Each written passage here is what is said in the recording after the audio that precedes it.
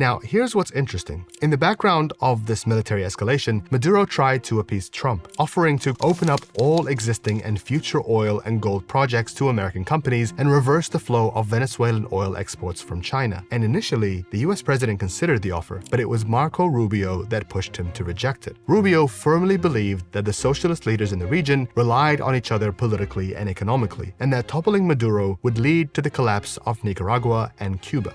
Instead, the US could get more favorable trade deals with a capitalist in charge, like Venezuela's opposition leader, Maria Corina Machado, who's currently in hiding. Forget about the Saudis. We have more oil. Infinite potential.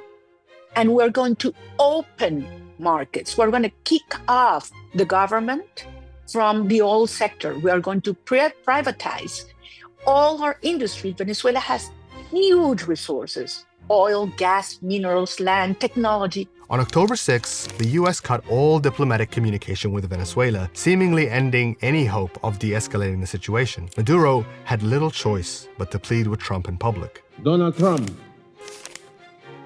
usted tiene que cuidarse, porque Marco Rubio quiere manchar sus manos de sangre, con sangre suramericana, caribeña, con sangre venezolana.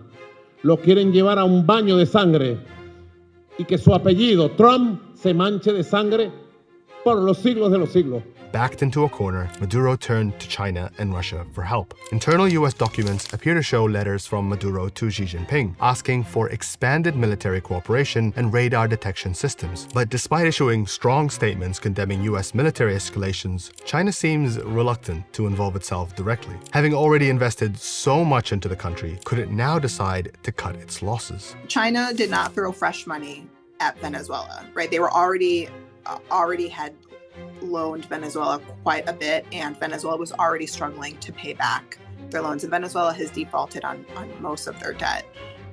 But Venezuela did start making oil payments to China to service some of that debt. Even if Trump succeeds with his military aims, it could have lasting repercussions. Trump's MAGA base elected him on an anti-war platform and held him back from escalating a military confrontation with Iran in June. And while Trump made a public display of deporting Venezuelan migrants, the collapse of the government could lead to an unprecedented new wave of migration towards the US border. But most starkly, what this apparent march to war has done is put the whole of Latin America on edge.